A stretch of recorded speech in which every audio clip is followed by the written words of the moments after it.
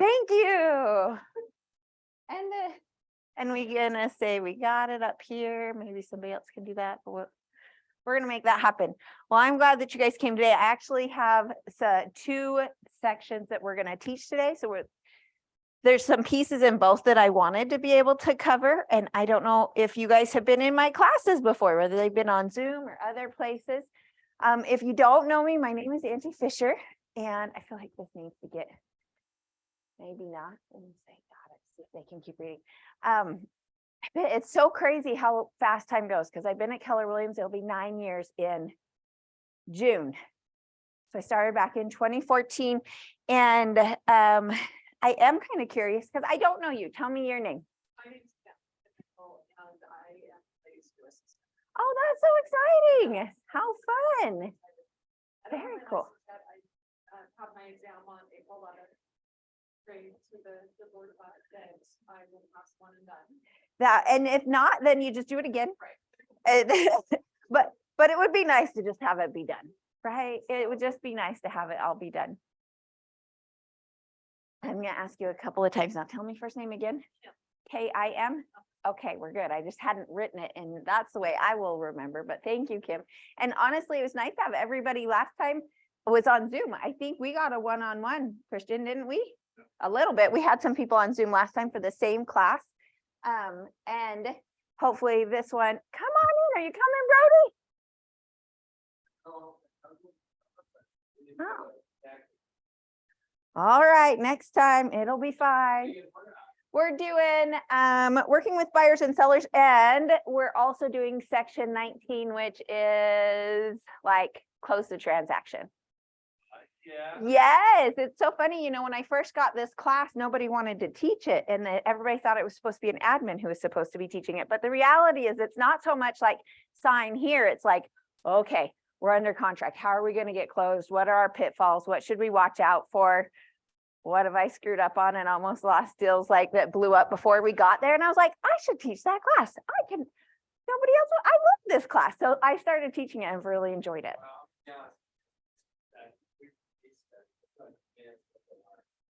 Oh, so after team meeting on Tuesday, team meeting is a seller finance panel, but there's a few of us that are sticking around afterwards, and we're going to case study seller finance deals. I agree. So bring any ideas that you have. Like I have a couple of sellers that I'd like to be able to present. How would that work? What do the numbers look like? How would it benefit them as a seller? How would it benefit them as a buyer? So bring those. And I think us actually like working with them will help us a ton. Cool. I like it. We'll see you then. Not right now, but I know Bibiana is in charge. She's the ALC member for, do you guys know Bibiana? Yeah, I do. She's incredible. She is in charge of the equity committee or inclusivity committee. And so she's working on that. Right now, it won't be a seller finance class, but I know she's working on a buyer class in Spanish that would be open to everybody in the brokerage, that you could invite your buyers to it and not worry that someone was going to take your buyer, but that they would have a Spanish-speaking lender, Spanish-speaking home inspector. She would teach the class in Spanish as well to give them perspective on what that would look like. If you're interested in joining her committee, she can use help. So it's just a good way too to get involved and get to know people. I don't know if she has an office or not. I see her a lot here. I'm like, where is her picture? But she is fantastic. Reach out to her. She's always looking for help. She's in the process right now of helping also translate a lot of the documents into Spanish, or at least have some speaking points to be able to help out with. She just recently put together a committees list or a contact list for everybody for different languages in the brokerage, like all the way down to sign language. So being able to know who could I refer my people to so I could serve them the best if I need someone who speaks Spanish or Portuguese or sign language or Chinese. So she has a whole list of people as she's trying to work to be able to make sure we're serving all the communities, all the diversity in our community that we have to be able to serve them properly. So, and for me, I will always refer my business to her because she'll serve them, my close sphere, she'll serve them well, better than I could. Because I have a lot of sphere that speaks Spanish, but I actually don't speak Spanish. Like we just love each other through the language. No, I'm more like, I'm restaurant Spanish. I'm like, limpia los fresas, por favor. Like, I need some clean strawberries. Like, I don't know. So I said, we'll get back. We'll be fast. I actually should set a timer because I'll get off subject really fast, you guys. It's right. Let's do this. We got stuff to cover. We're even gonna go 15 minutes to 30 to help keep me on track. So in my past life, I actually ran a restaurant. That's why we get along is I worked at the Village Inn. I worked there for 15 years as a training GM. Loved it. Never thought I'd ever get my real estate license. My husband was like, Angie, you should go get your real estate license to save us some money. Because we were going to buy some investment properties. And I was like, well, you go get your license. I'm busy. I work 60 hours a week. I love what I'm doing. You go get your license. Well, one day he showed up and he signed up for school. And I'm like, well, if you're going to go to school, maybe I'll go to school. And we went to real estate school. Like some people go to dance class or pottery class. We went to real estate school at night together and he got his license. He works full-time at the time, worked for Provo City as a power lineman. And he got his real estate license and his license was held at a small brokerage. We couldn't get help with anything. We tried to write up a couple of offers and you couldn't even get someone to say hello, let alone actually help you with a contract. This brokerage, you don't know what you have until you've been somewhere else. You don't know when somebody actually is willing to help you. So he went to the state training class. You have to do the new agent and ethics course. And so he went to that class and he called me and he said, Angie, I met these agents and they're happy and they know each other. They're talking to each other and they're making money. I think we should go talk to their brokerage. I was like, okay, cool. I'll just bring them some pies. So I had just planned to market to Keller Williams and sell them some pies. And so I packed up my pies on a Friday afternoon and came and met with the team leader at the time. And you know what I learned in that meeting is Keller Williams that year in 2013 had been voted #2 in training companies across industries worldwide. And what I knew as a training GM is that I could teach anyone to pour coffee or flip eggs. I could teach you to do those things, but I couldn't teach you to have integrity or passion or hustle. Like I couldn't teach that. And if they were willing to teach me, maybe I could do this. And it was so interesting because I had taken my classes, but I didn't have my license. And we went to dinner that night and it was a very clear message that was sent to me that I was to leave the restaurant. I said to my husband, I think I'm supposed to leave. And he said, I think you are. And I went to work the next day and I gave my notice. I scheduled my test. That was the middle of June and Ignite started July 1st in 2014. So I left the restaurant, which was crazy because I loved it and been there forever, but it was pretty clear that this was what I was to do, or at least I had to try. How's that? At least I had to try that same, like, I hope I pass, but if I don't, we'll take it again. I was grateful. We made it. When you go to take your test, the tip I have, take care of yourself because the knowledge is in there. Take it at a good time of the day. Make sure you're rested. Do the things that make you feel good. If you need to get up and run before you take the test. Do the things that if you need to do your yoga, whatever it is. And if you feel good, you will do well. Don't be like, I just got to study the last 5 minutes. Just know you've taken the time to study, trust yourself, and feel good and go take it. Let God, the universe, whoever, take care of you through the process. And so all that sounds super great. And if you haven't been in one of my classes before, hopefully, if you have, you already have this marked on your calendar. I want to warn you because there's this thing called day 90 and it's very real. And day 90 for me was the last Tuesday in October 2014. And I had a little bit of success. I had gotten a listing. We'd done some work. I was working like crazy. You know, at the restaurant, I worked 12 hours a day, but I was working more than that the first. You're learning. You're just digesting and trying and calling and doing all the stuff they tell you to do. And I had made a mistake on a contract and the opposite agent called and she let me know and she was not kind about it, but I probably deserved it. But I just remember feeling so low and I'm like, why why did I do this? And I had this whole conversation with God, like, you told me to come here. You told me to do this. And I think I can't do it. It's too hard. I'm going to go ask for my job back. I can't do it. I'm out. This is it. I picked my daughter from school. I went upstairs. I crawled in bed. I pulled the covers above my head.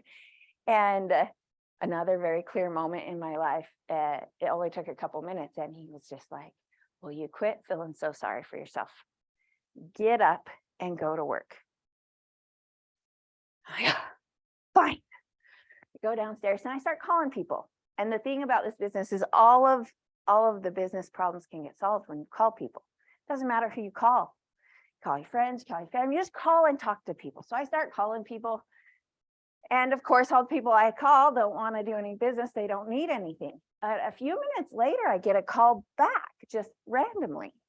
And this guy that I'd shown every stinky property to in Utah County, because he was an investor, called and said, Angie, the smokehouse is getting a new roof. Can we go put an offer on it? This place stunk so bad, like camel wrappers, you know, the little stickers that are on the boxes. The whole floor was covered in them. But it was getting a new roof because it hadn't sold. So they had updated the listing and said they're putting a new roof on. So we go put an offer on it. Sure, we can do that. A couple minutes later, somebody else called me and she said, hey, Angie, I just saw a condo on KSL. Can we go see it tonight? Yeah, we can go see it. And literally, you won't even believe it. A lender called me a few minutes after that and said, I have buyers standing in front of a house that are qualified and they're ready to make an offer. Can you help them? Oh my gosh. Okay, cool. Okay, we can do this. Kind of funny, same day. Oddly, missionaries knocked on my door. I'm like, all of these crazy things happen. I'm like, what is going on? But by the end of that week, we had 5 under contract. And the reason that I share that is because day 90 is the day that everybody is like, F this, I'm out. I'm tired. I've been working my guts out and this isn't fun. But on that day, mark it on your calendar because you might be crying in the stairwell. Like, I need you to hear, like, get up and go call people. Because everything I'd been working on for 90 days and turning and working, that's when you're going to see the results for it. You can't give up at day 90 because literally 5 under contract by the end of that week. It was this like, and I can see it every time I step away from my business or I get busy with my life or move. It is a 90-day cycle that I can see happen. So if I walk back, I didn't close any properties in February. If I walk back as to what was happening in my life, in my business 90 days previous to that, I can just lay it all out for you. It was when a lot of my team changes happened, the dynamic in my business happened, and I was like, I don't know what's going on. What am I doing? Absolutely. So what do? You go call people. It'll solve all the world's problems. Doesn't matter who you call. I also believe it is the universe or God that is going to help you, that it's not who you call, but the energy of that work will bring you the answers. It just won't even matter. Like, they won't be the ones that work with you. But if you don't go to work, it can't pay you back. So effort is rewarded. Work is rewarded. So if you haven't already marked your day 90, whoever is on Zoom as well, mark your day 90. And if you need to talk on that day, come talk to me, but keep going. So, and since then, so we keep going, blah, blah, blah. The first 12 months away from the restaurant, I made within $10 of what I made at the restaurant. I was so grateful because I think my husband probably would have killed me, but I was like $56,000, $150 or whatever.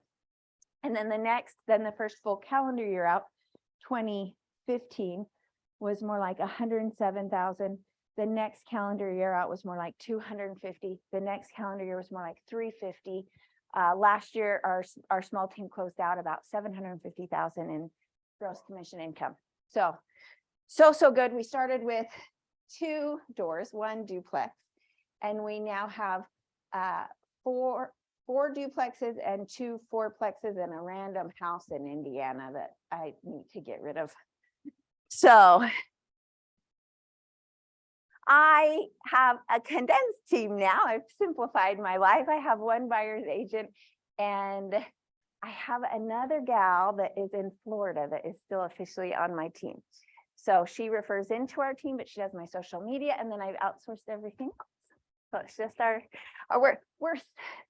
the simple essence of life flows through my body. That's like my new affirmation of just simplify this life.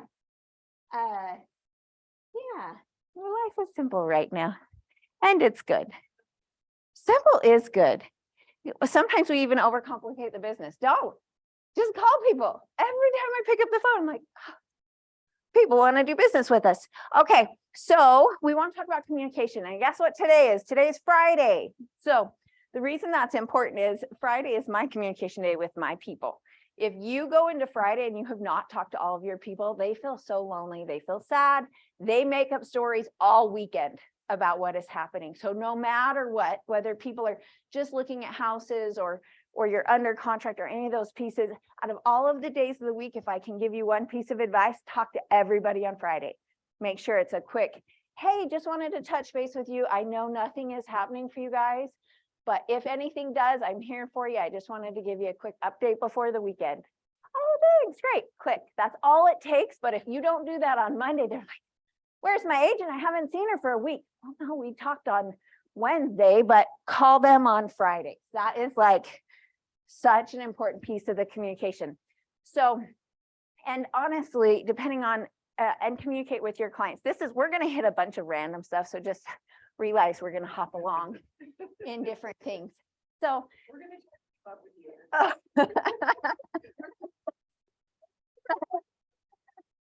you. I know, and I'm like, I always wear my tennis shoes when we teach because we gotta enjoy it. I love to teach it as well. And what I have also found in this business is the more you just love and sit in your truth, like be yourself, you will be authentic, you will be so much more successful.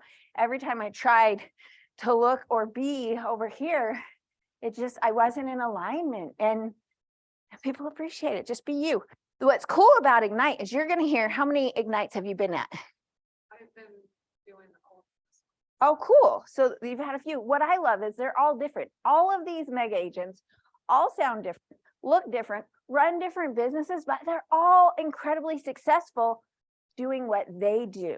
And there is enough for all of us. That's the thing, is it's like, I'm not everybody's cup of tea, and it's totally okay, because there's going to be another great agent that's going to take care of them.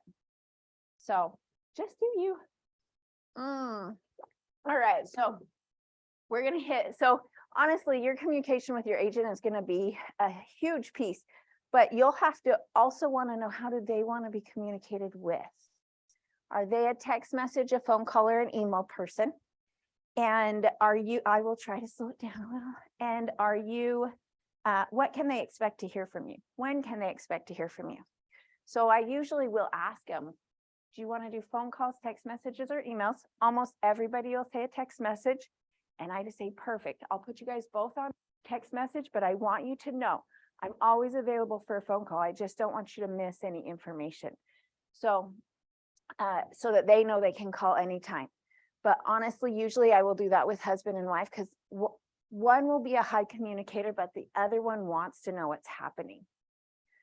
So every person is different in what that looks like, but I do ask that.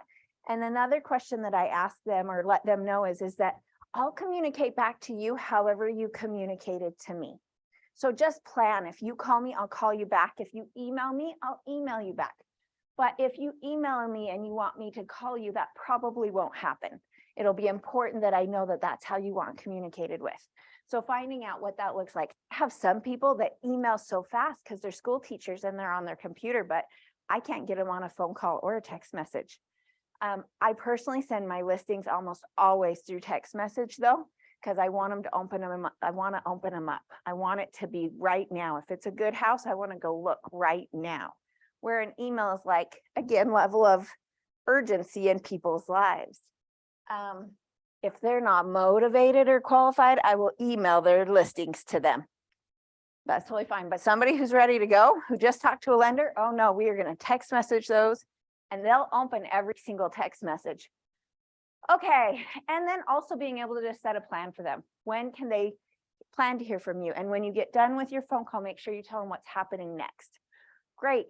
Nothing's going on this weekend. We're in a hurry up and wait status, you guys, but I expect we'll hear from the appraiser probably early next week, but by Wednesday at the latest. I'll let you know as soon as it comes in. And I'm like, okay, great. That's where we're at. So giving them the expectation of what's to come. Okay, fiduciary versus functionary. We hit this in both of these, I think both of my classes that we're teaching today. Functionary is, maybe I should let you guys tell me, what's the difference between functionary and fiduciary? Legally, you're a duty.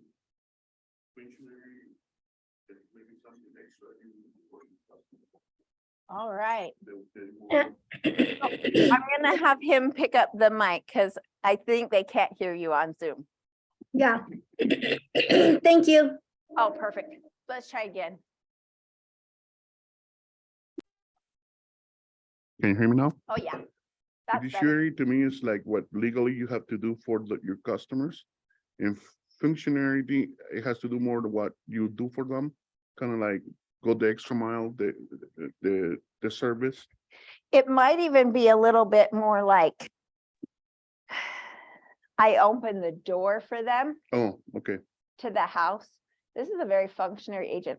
I send the contract for them to sign electronically and just send it. This is a very functionary piece. Okay. Where a fiduciary might sit down with you and go through line by line and help you understand, what does this contract mean? Okay. What are the risks? What are the liabilities? A fiduciary, and this word gets thrown around a lot, but it's, I am acting in your best interest, not what's going to affect me. Maybe it would be faster. I've got somewhere to go this afternoon. I'd like you to just sign that document. But a fiduciary is going to make sure you totally understand the ramifications of what you're signing. So for me too, I sit down up front and we go through all contracts up front so that when I send it to you and you have to click it on your phone, you already know.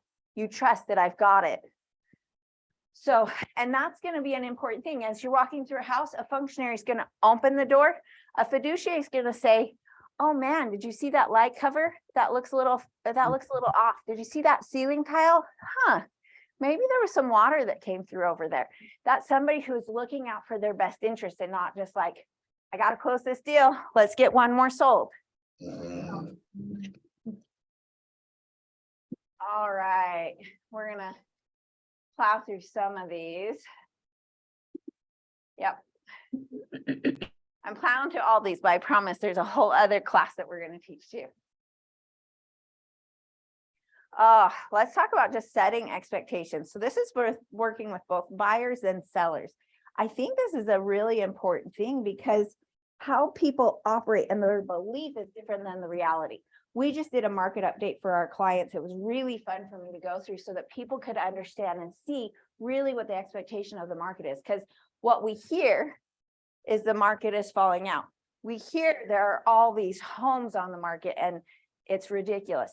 Now, the reality is did you know that, so last year at this time, there's 2,500 homes on the market in Utah.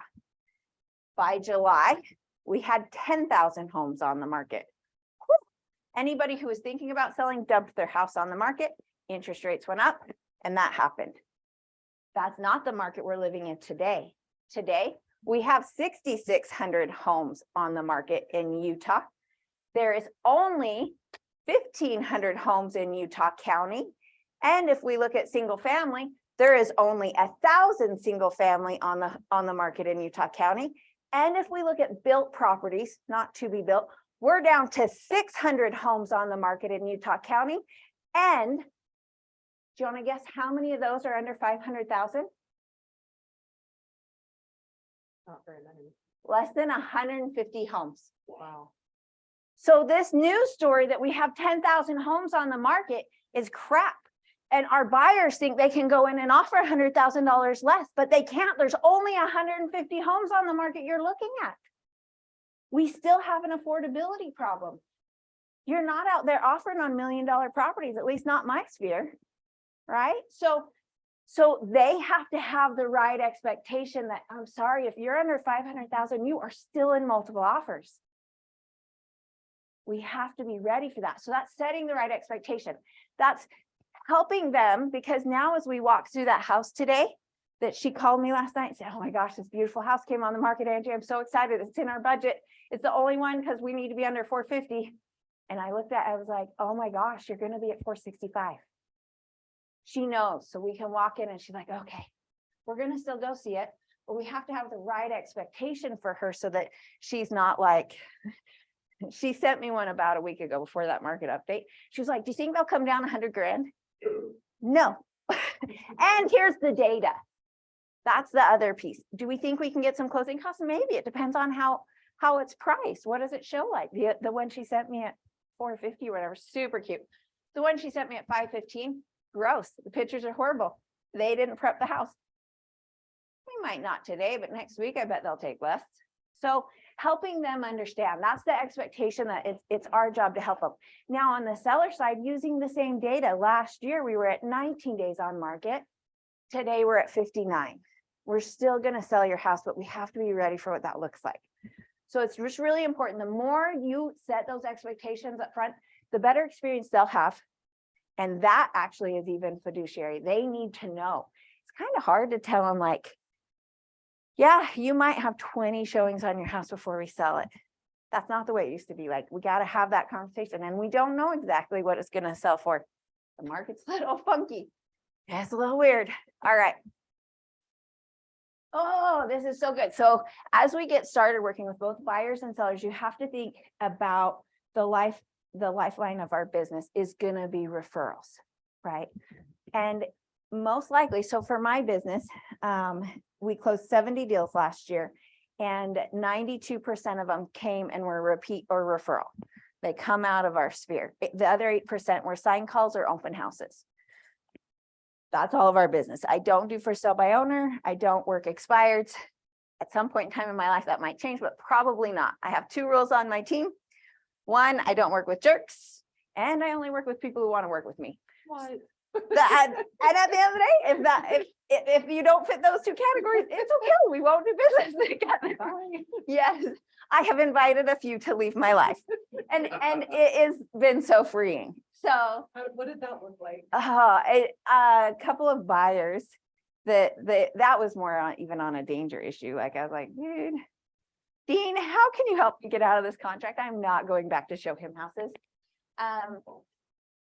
Actually, I have one I'm working with right now that our expectation of the market is different. And I was a little frustrated because I told the person that we could go on the market first when I gave them their market report. I was like, really, these show 650, but the current market is probably 615. You might be able to go up to 625, depending on what the market looks like. It'll tell us. But the reality is, I bet you sell at 600. If it were me, I would probably list at 615. So she gets she gets a report from Homey. They tell her it's 650. I was like, well, you can totally work with them. I'm not listing your house at 650. How about 625? Okay, we can list at 625. And I'm like, we can, and the market will tell us. We'll know in about 10 days whether this works or not. Well, we get very few showings, 3 or 4. So we go to talk about it, and price reduced to 615. And she's like, you never told me it was 615. And I was like, well, I did. Let's kind of talk through this. If you want to stay at where you're at, you totally can, but it's my job to share with you the market information. And if your goal is to sell the house, the market has told us we're not getting listings or not getting showings. And what I know is if we've been on the market 10 days and I have no showings, I am probably 10% above market value. Now, if I have been on the market 10 days and I have 10 showings, but no offers, I'm probably 5% above market value.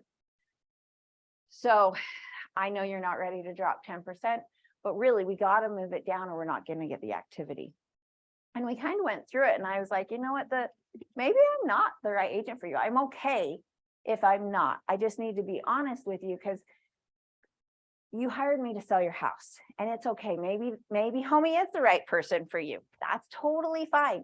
This is where I'm at. So we came to an agreement. We're working through that, and we will be at 615 when that happens. We're off market for a little bit as we took care of a couple of things. So It is. It's one of those things like what I've learned is that if you can't move through that, you're gonna fight and fight and fight and fight it. And I do so much for those clients. We stage the house, I professionally cleaned it, I have good photography. We hold open houses, like I'm doing everything. If people are walking through the door, the market is telling us, like we don't have to listen, but if you'd like to sell your house, we do. You decide. I'm not the one carrying the bill. And so that was one thing she said, is like, I don't have a mortgage, I can carry it. I'm like, okay, that's totally fine. Let's talk about how much the rest of the stuff costs. You've got utilities and you've got insurance and you've got, so, I mean, really, you can eat up $10,000 pretty fast. So like, let's do the right thing and reduce the price. No, and honestly, that's what's hard. It just is. Our energy needs to be put into helping people who want to be helped. Okay, so in the process of this, I actually want to talk about reviews, because you can actually ask for reviews, not at the end of transaction, you can ask throughout. It's no big deal. And a lot of times, a lot of my reviews, I actually get so we do a lot of either market updates or events or classes. So my last class we did was market update, and then the 3Ds as to how to sell your home, or the three most important things, which I totally stole from Clay. So he knows. My first year, I just followed Clay around and listened to him. I was like, I hear Clay's voice in mine, and he's somebody I relate to. But yes, his 3Ds: deep clean, declutter, and depersonalize. And I just sent out my recording of it last night. So this morning I will go through, and the 10 people who attended, I'm going to send them a text message that just says, hey, if that was of value for you, would you mind sharing on Google? A kind word goes a long way. And I just send my link to Google, and they will send. And I would say I usually get 30% of the people who attend who at least do a review for me there. So if you don't have reviews right now and you're new, ask people who've done work with you in other industries. Ask people who understand or can feel great validating your integrity, or feel great validating your work ethic, whatever. It doesn't need to be, hey, you guys closed a transaction together, but it is very important that as you get started, you start to build that out. And that one review, you can then go put on all the sites and start to build your online presence. So you can have that, if you want to put different links, you could have them put it on Facebook, but you can manually add it to Zillow, manually add it to Realtor, is Trulia a thing anymore? My assistant does it, I don't know.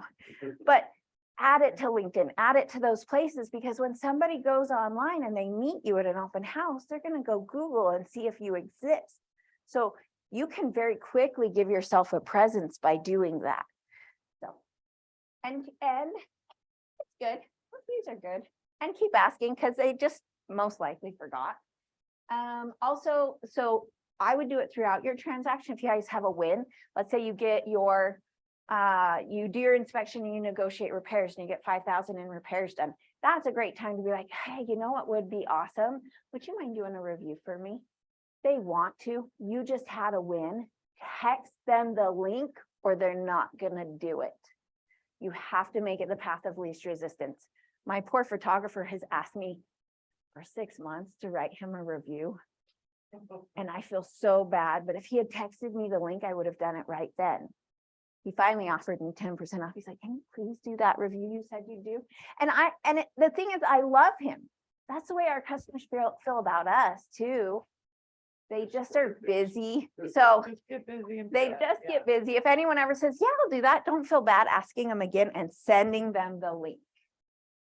So, and then ask if you can have, so if it's logged on Google, it's easy to just share that again. But if it's something they wrote for you, ask if you can have permission, but you can put that in lots of different places. That's your content for your Facebook. That's your content for Instagram. That's what you put inside your seller packet. Like, out of all the things that you can put in that packet to give somebody, reviews are the top. Somebody's recommendation of who you are, how you show up in life, that matters. Okay, we're gonna hit ahas real quick. Who's got ahas? Your energy's cute. Ah, That's my aha. No, the Google review, Yeah. that thing that you told us, you know, about how to. mm, How to make sure that people are seeing your name on the Google reviews and all that, because that actually, it does work, it does. especially nowadays. It is, and I do it to everybody else. I'm like, where am I gonna go eat? Oh, like, I read the reviews, I check it out. I'm like, sounds okay. Agreed. And when I was in restaurant business, I also did that, you know, I was, where was my, what is it, my competition, I would go see what the reviews were for them, you know? Yeah, Okay. it sounds like I've got, Angie, it's me, it's Renelle. Renelle. Yeah, hi.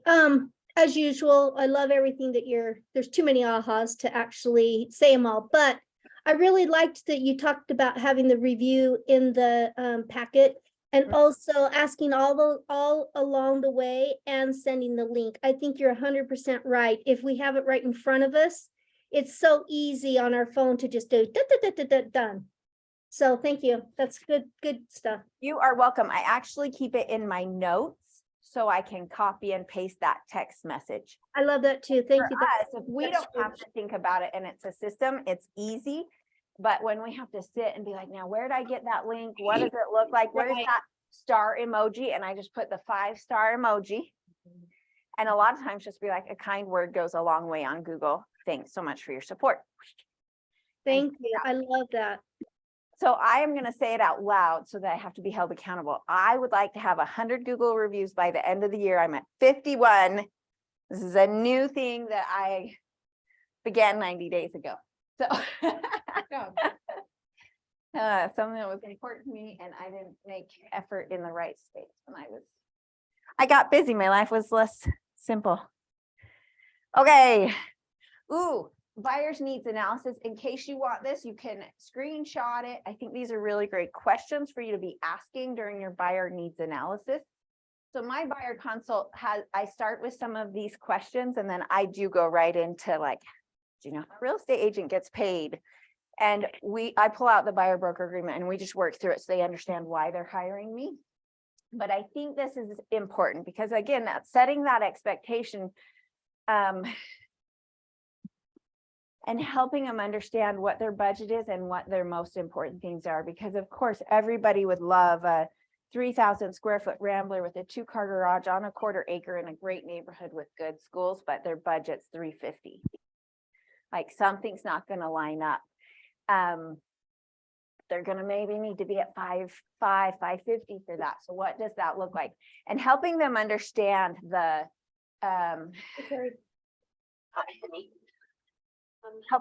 helping them understand what's more important. So this is actually like a game I play There's with my one thing daughter. that made me think of that when you originally told me is, and I can't remember which lady it was, but one of them had a lot of bubbly. That's that leg, right? Is this for us? I can't tell if Renelle, if you're talking with us. Towards the heart.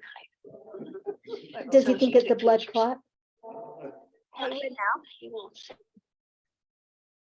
I think you're not muted.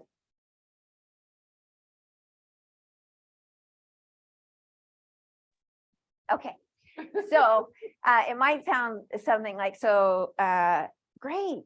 So this will be like, who's going to be living in the house? For me, it's a motivation. What's motivating your guys' move? Why is it that you want to move out of your house that has $1,000 house payment? Like, what's motivating this? What's making this happen? And it might be whatever, the neighbors, the neighborhood. I have 7 people and I'm in a 3-bedroom, whatever. Excellent. So as we talk about that, so tell me a little bit about this house that you want. How many bedrooms do you think you need? How many bathrooms? You guys talked about the layout. Do you have any like no's that you definitely don't want? Would you guys be open to tri-levels, split entries? Tell me a little bit about that. And let's talk about your non-negotiables. What are our top 5 needs? First, I like them to tell me about their home. And then I start to go, oh, okay, great. So what's more important? Tell me If we found a house that only had 4 bedrooms but had a garage, would you choose the garage or more bedrooms? If we found a house that didn't have a fenced backyard, but it had the 6 bedrooms you guys wanted, what's more important? So I start to go down their list so I understand, I feel what their needs are. And then I will also say, so sometimes I want you guys to know that I might send you houses that don't fit this. I want you to know I still heard you, but I also know that it might be worth seeing because there's not a ton of inventory, so we might be able to modify it. I don't want you to think I'm not listening, but just know I've seen a lot and I want you to be open to that. Does that sound good? That sounds great. Okay, great. So these are some great questions though to get you started on what that looks like. What does the bottom one say? Says, will you require accessibility? Is that all it says? Mhm. Okay, I was like, is it going down? the It, line there? it, You know what I it mean? might, there's some other things behind it, but I'm guessing it is like Okay, okay. stairs, laundry on the main. Like, I felt so dumb because the one lady was telling me about all these bedrooms she needed. And so we were Marco Poloing back and forth. I said, well, I think you should be open to split entries. But I hadn't even heard that it was important she got main level living because her mom's living with her. And it's not that the laundry had to be up there, but mom needs to be in the same space as everybody. And it's fine if the kids are in the basement. And so all of a sudden that changed. Oh, that is more important than the newer home. You're willing to live in a 1950s Rambler and you don't care about the garage because you need it to be this way as to how we're going to live. So, okay. Best practices for showing homes. Only show the best properties for your buyers. Do you remember how I said I text and don't email them to them? I'm not super automated. So I do send them the homes versus putting them on an automatic hot sheet. And it happened really early in my life because the automatic hot sheets would send them everything and then they'd ask me to go see it. They're like, well, you sent it to me. Why can't we go see it? I'm like, well, it's crap. Like, why did I send that to you? So I personally have them sent to me. I filter and the good ones I send on. And that saved me personally, even though it's more time and it's not automated, it saved me more time away from my family. And it saved me more time not being in the car showing 12 crappy properties. So I personally am intentional about what that looks like. The other thing with this though is don't ever show one property. If there is one, find something else down the street. It doesn't matter if it fits their criteria or not, because if it's one, the answer is yes or no. If it's 2, it's which one. You will gain so much more perspective and they'll have a totally different mindset. Get them into a second house. We should do this in a workshop too. It's so fun for me. MLS listings. So you don't have to know all of the answers of all of the houses, but you need to be able to access them quickly. Okay, so get your MLS sheets and actually practice and study where to find the information on it. So I think we should have, I should tell Molly this. We should have MLS off, a showing off, like with the buzzer and who can get it faster. Like, what year was this house built in? Does it have AC? Is there a sprinkler system in it? Is the yard fenced? Is it on septic? Is it on sewer? Is it on, and being able to see that and access it quickly off your MLS listing, because you might show them 6 houses in one day. You're not going to know, but you got to be able to know quick enough that they think you know. So take the time to study those. How much is the price per square foot? Like all the stuff that's on there, you can get really comfortable with it. And I do think it is so fun. I want to play that game. I don't know if I'd win anymore because I don't show as much as I used to. So, and as we're showing, don't invoke your opinion of this house on them. This was really hard for me to learn as well. This is their showing. This is what they're doing and their opinion. So I remember walking into a kitchen and I was like, I think I had said, oh my gosh, I love this white kitchen. She likes traditional kitchens. I mean, she was a young gal. So I thought for sure she'd be on my page. And I totally discounted how she felt. Instead, I should have walked in and said, oh my gosh, how do you feel about this white kitchen? Because this isn't about me. It's totally about them. So ask questions versus even tell. And I usually will let them go first. I take my showing and I talk about what is relevant in the rooms we're in. So as we go in, I might say, this house was built in 1977. We're in the, let's say, kitchen. The refrigerator's excluded on this one, blah, blah. How do you feel about these cabinets? What do you think about this? As we walk through the house, we might be in the backyard. I'd be like, it's fully fenced. There's a full sprinkler system on it. We're back inside. On this floor, we're going to find 3 bedrooms, 2.5 bathrooms. Let's go find them. As we go downstairs, it looks like, and I'll just work through stuff that might be relevant in the area and let them go, but I'm just kind of, and I'm not the best shower. We're fine. They're fine. If it's the right house, you don't have to be the right shower, but I have learned to let them have the experience. Another way that you can get knowledgeable about your properties and your neighborhoods, take your MLS app, and you should have it on your phone. If you don't, download it now. My personal opinion, you should have Google Maps. I personally don't like iMaps. Google Maps, you download the MLS app on your phone and download Utah County parcel map on your phone. Utah County parcel map. It's incredible. I can pull it up. Let me just show you what it looks like. It's just called that. Yeah, I'll show you what it looks like. It's an app and it's beautiful because it has these are all my work apps. It looks like this. Okay. So can you, Sorry, it's this little there guy you go. here. Okay, And when you click into it, what's really cool about it is it has a GPS and it's pretty accurate when I walk to the edge of a property and people say, where's Really? your property line? And you look so smart. That's awesome. It is so cool. So let's see if I I can. always like to look smart. I know, they're like, man, she knows things I need to be a part of. I need to be with her. Absolutely. So there's our, so it pulls up, this is where we're at right now. And as I walk, it will walk with me and we could walk clear out to the property line. And it's pretty accurate. Like I'll walk up to a fence post and it'll be right there. That's super cool. It's very cool. Now, in a perfect world, it also is going to tell you who the owner of the property is, Red and Brown, whoever. That's Red Sign and Boyd Brown who Cool. own it. And you can get in, there's more detailed information down below. That's awesome. So it doesn't operate as well as it used to for me. I don't know if I need to do an update on it as far as being able to get into their land information. Let's actually go and see if I can. Sometimes it'll let me in there and you can see like the abstract, who owns it, how much is owed, there's some crazy stuff. So,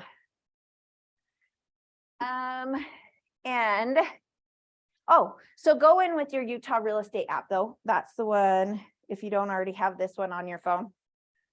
Let's see. It looks like this guy. You probably, not yet because you don't have your license. When you do, but even without your license, operate in this one as a client. Yeah. no, I already got it. It's just Perfect. my password. So the reason I like this one is I just go into neighborhoods I want to do work, like I want to work in. I like this neighborhood. I'm driving around to go see my friend. I go nearby for sale and I just look at what's for sale in this neighborhood. I want to know, what are the prices? What does it look like? I look at the pictures. Before I go on a listing appointment, I do the same thing. I go early, I use my app. I know I can find some of the stuff on the MLS, but there's nothing like going to the neighborhood and driving by. It just does not look the same. You'll be like, that's not a single family house, that's a twin house. And the agent put it on as a single family. Or, oh my gosh, there's 6 cars on the lawn next door to this house. No wonder it's still for sale. All the stuff you won't see. And when you go to that listing appointment, they know about all their neighbors. They get all of that. And so if you don't already know that there's 6 cars on that lawn and you're like, well, this one hasn't sold, I think we should be at less than that. It matters. So, all right. But be knowledgeable about the properties and the neighborhoods. Take your time right now if you're not busy with clients to just learn about the things, really dig into market information. Those listing alerts, I probably have 40 or 50 that come to me every morning. So I can see what's on the market. I can see what's going under contract. And I can see what's taking price reductions in at least the zones that I work. And you will sell what you know about. So if you want to sell $1 million houses, you better get $1 million houses in your listing alerts. You better know about them so that when you're at lunch with your friends or the ladies in the neighborhood, they're going to ask you, and you will sound again so smart if you're like, well, yeah, the average in this neighborhood is $214 a square foot. And which really actually, I sell mine. I'm really like average Joe. And I wanted to get into the $1 million listing. So I started doing that. And I watched everything that came on the market in Utah County between 1 million and 2 million. And it wasn't 90 days later that I ended up with $1 million listing. And then they bought a $1.5 million house. And it's because we could talk about it intelligently. Yeah. So How accurate are on the app that, the parcel app? How accurate is the value? I mean, that's just thrown out a value, but tax value. So that's what they're being taxed on. And I'd say it's probably about times it by 75%. Or like it's 75% of value. So if it's $1 million property, it probably is, it'll probably say 750, but it's probably worth $1 million. Okay. And that's pretty accurate to plan on. It's about 75%. Lately, the last 18 months, they've really upped property taxes. So I just we're was getting looking at my closer. house, so that's why I was like, How close is it to yours? well, just meaning like what I think the value would be right now, you mean? Uh-huh. I don't even know, because I haven't really looked. So I think the other thing is that So if like you don't, mine is it showing at, my eyes are awesome. 517, 600 right now Uh-huh. is what it's showing here, but I think for sure it's gonna sell more than that. uh-huh, I bet you're 75%, so you're probably at 610 or 625, if I had to just guess. That probably seems more. The other thing is it's county records. So people don't update county records because their taxes will go up. So if That's you why I was finished a wondering. basement or anything that's not accurate on there, Yeah. that's also where places like Zillow's pulling data from. Mhm. So that's how they're coming up with that value. And if the county records aren't accurate, that's where it's a good place to start. Like, or you can go online. So county records online is really good too. I use both. And when I talk about that first 90 days, I spent time on both those. That's actually where I gathered most of the information. Like I needed 200 addresses and I took the addresses off county records for all of the people in my little cul-de-sac or neighborhood. Or if I didn't know someone's address, like I can find you. I'll look you up, and you being able to get that information is it's super valuable. That time on the county records was very valuable. And I just spent time looking at abstracts and trying to figure out what it meant. And there was probably better leverage to learn it, but I just was trying to learn. And county records is where you're going to find, that's a good pushing off place. So like I was doing a market report for somebody the other day and I was like, great, well, let me pull you up on county records. It says you're 4-bed, 3-bath, 1,500 square feet. She's like, well, actually we're more like 1,700 square feet and we've added on. And it was a little weird. It wasn't on county records. So it makes me feel like it's probably not permitted. We'll see. Okay, this app is very cool. Isn't it so fun? I love it. It's so cool. It's so interesting. You're a data girl. I love it. I love data. And It's what a so fun. powerful thing. And all of a sudden people are like, oh, wow. Like the right tools can help you a lot. And your county records Cool. are going to be, you can grab that. So the other thing that happens is say your neighbor's like, hey, I wonder what my house is worth. You can grab the tax ID number off of county records, go over to the MLS and see if it's ever been sold. You can use the address too, but the tax number is really helpful. You can pull information really fast with it. I love it. So, all right, showing homes. We've done lots of that. Okay, other things on showing homes we kind of talked about is just be careful. There's usually listening devices. So there are people listening all of the time, and that can be good or bad. It can be whether you're talking about the price that you're going to offer, if they love the house, if they hate the house, whatever. So just be careful on what gets said there. One thing that is really important is as you show this house, you're going to end up downstairs. So we show the house. Somehow you always end up downstairs in the storage room when the husband and wife say, or whoever, might not be husband and wife, whoever it is, says, hey, I really like this house, and they start talking down in the storage room, don't let them stay there. Bring them back up to the kitchen table. But it'll happen when you start showing, you'll notice that they're down there, they've gone, everything is good. And they're down there like, I really like this house. Don't let them make the decision in the cold storage. Get them back up to the kitchen. That's where good things will happen. They will feel the best there. We're gonna skip this. This is what we were gonna do our not script off, but our practice. I'm gonna get Molly to do that for us. Okay, ahas on this section. How do we do? I love the app. They told me. Woo! I'm so glad it's a value add. So online, it's the Utah County parcel map app. There's one that's an app and it has a GPS and it's so helpful. So the value of the homes on the app, how much different from the real value? Usually it's about 75% of the value, Less, okay. less. Oh, So okay. if it says it's worth 420 or 375, it's probably worth 500. Oh, I see. Yeah. Okay. And so that's their taxable amount that they have on there. Okay, good. All right, great client communication. We already talked about this, I swear. It provides a strong foundation, sustainable relationships, be proactive throughout the process. It creates peace of mind, credibility. Okay. Also, super important, nobody gets discriminated against during the transaction, and it's our job to tell our sellers that as well. It's an important piece. I usually will always say, it's actually an exclusive right to sell. So as you're going through that with them, it's on the back page. It's on the buyer broker agreement as well, but that nobody, that you can't discriminate against. Now, I know your neighbors have all said, make sure we get good neighbors. I want to make sure there's good neighbors in this neighborhood. And you feel responsible to make sure that you get really good neighbors to buy your house. But I want you to know, it doesn't matter if they're old, young, fat, skinny, purple, blue, green, it doesn't matter. We're not going to discriminate during this transaction. And I also want you to know that financial standing is not, we can discriminate against financial standing. Okay. So it's going to be my job to make sure these buyers are really qualified and they're going to perform. And what I know is people who can buy houses that have good credit, they're usually good neighbors. They're usually going to take care of their yard and they're going to invest in your community here. So don't you worry. We're going to get somebody who's financially sound, who's going to be great for your neighborhood. And so that's how I usually cover that. After that, it is on them, whatever they choose to do, but they are not to discriminate during the transaction. And it can really bite you. So you be careful and you don't discriminate during the transaction and make sure you disclose it to them. All right.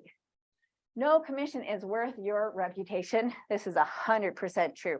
So I actually just say, like, I want to live my life in such a way that people want to do business with me.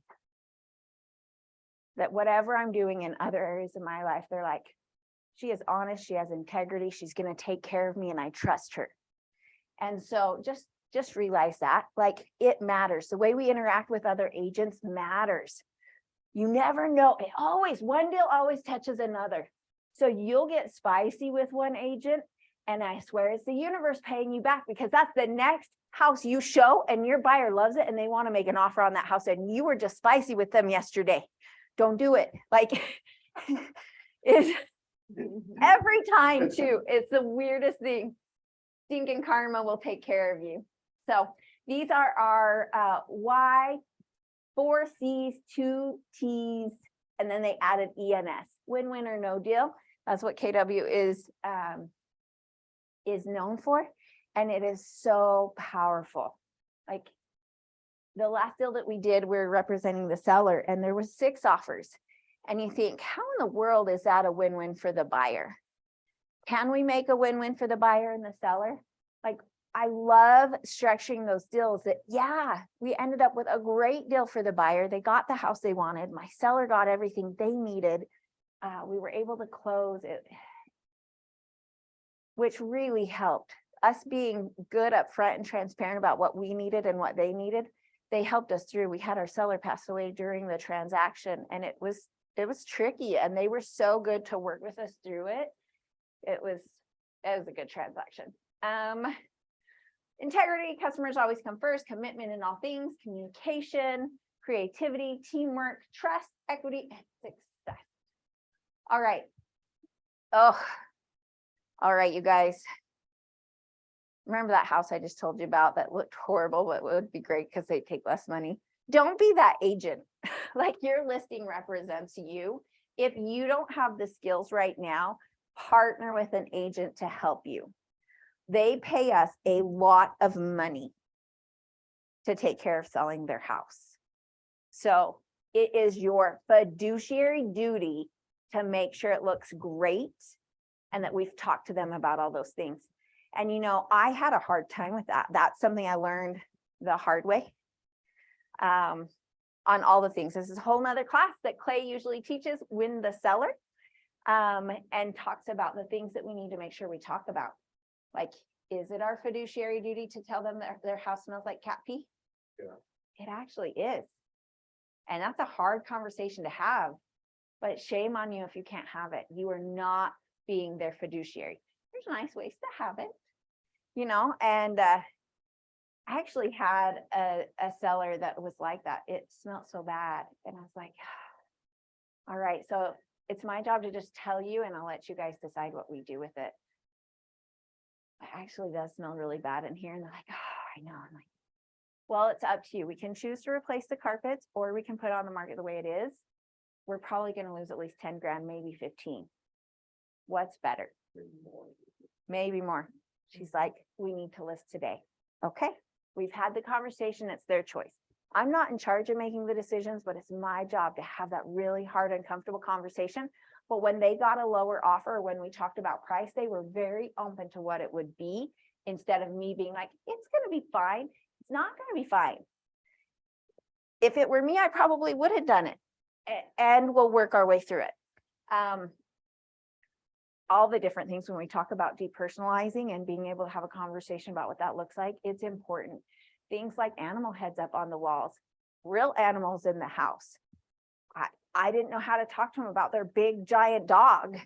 Like, you gotta go, but I didn't know how to talk to them about that. So practice that. And it's important that we have those conversations. The other one was religious paraphernalia. And I had a listing and I didn't know how to talk about crosses. I don't know what that means. I feel like they're super sacred. I want to be respectful of it. And yet there were a lot of crosses in this house and I didn't ask him to take them down. That listing expired. We didn't sell it. We ended up going back on the market. I took Clay's class. I had the hard conversation, which said, you know, I can understand how important that is. It's important to me that we sell your house. And I think that might be turning the buyers off. So why don't we leave one cross, the most important one to you, up, and let's go ahead and take the others down. We went under contract the first weekend. And is that like so weird, but real? It's a hard conversation. Those are the, like, everything you learn in this business, you learn from making a mistake. But I think also, you know, sometimes being honest might hurt the people, but they will have to come down to their senses. And they actually really appreciate it. They wanted to sell their house. That's what they hired me to do. Shame on me. I couldn't have had that conversation. And I've just learned now too. So I have one rule. I love, and this is how it might sound. I love all of this, but I have one rule. You can either have one cross, one picture of Jesus, or one picture of a temple. You choose. And you don't get, and I'm like, you guys aren't so bad, but, and I'll just tease, I'm like, you guys aren't so bad. There's just a few, but I went into this one house and by the time I got to the kitchen table, I had literally seen 13 pictures of Jesus and there's room for him in our life for one. That's what you get. And we tease and they go, okay. And I've actually only had pushback once because they lived across the street from a temple and they were like, that's why someone's going to buy this house. And so they had lots of pictures of that temple and I was like, is it? Like, but that was their belief. I'm like, well, picture, look out the window. I'm like, you know what? And so my response really is totally fine. You choose, but it's my job to tell you, I know you guys are hiring me to sell your house. So I'll let you guys decide. So that's usually if they push back, that's all I say is like, no worries, you choose. I just really feel like it's my responsibility to make sure I tell you, and then I'll let you decide. And really that's all we can do. And that's all we should do. It's their house. I can tell you what I think the price should be, but at the end of the day, you choose. It's yours. I think the biggest thing is when, We'll use the speaker. I think the biggest thing when you're talking with a client like that, in my mind, is help them just understand, we need to, like the whole depersonalized thing, we need to simplify just so that people can actually visualize their own self living in the home. If you've Yeah. got these personal items, they're looking at the personal items and it's taken them away from them actually being in the home themselves. And I mean, even I went with Clay the other night to go show some houses, and there were a couple of things. One of the homes we walked into, and I talked to Clay about it after too. I said, it literally smelled like mildew to me. And I said, but I don't know that it's mildew or a dirty mop. Mhm. You know what I mean? So did they mop with the dirty mop and it stinks Uh-huh. like that? Or, and the other thing was we walked in, there's the articles of faith on the Uh-huh. wall. And the lady was like, oh, I love it. The articles of faith. She loved it. Someone else is Uh-huh. going to be like, that's really weird. And I mean, I had family that came into town when I got married a few years back, and here they are, they all come into town and they're like, and they rented a huge home up in Salt Lake. And it's a Airbnb, they were Airbnb, you know, they were gone for a while or whatever. And they walked around and they're like, what's going on with all the things in Utah? Why all the like, you know, the trophies and the things, like they expect way too much out of their kids. And I mean, you just don't know what you're going to get. Like Uh-huh. you have these personal things there. It puts things in people's minds, and they thought it was fascinating. However, if they were looking to buy, how weird is that? I always like to say, I talk about model homes, and I'm like, you know, the reason you love to be in a model home, it's because no one lives there. Right. There's no shoes, there's no socks, there's no toothbrushes, there's no family pictures, there's no animals on the wall, like anything that might be in their house.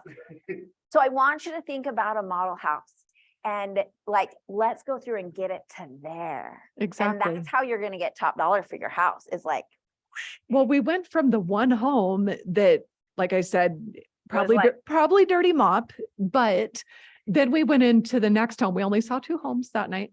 But we went into the next home, smelled amazing. You walked in, you're like, oh, it smells Oh, so it smells fresh and it's clean and fresh amazing. and- And yeah, and you know, and these people actually are cat owners, no cat in sight. Yes, the cat condo things, you Uh-huh. know, in several places in the home, but it smelled amazing. You could tell they completely decluttered. They had gone Uh-huh. through, minimalized the home, no personal things throughout the house, and such a night and day difference.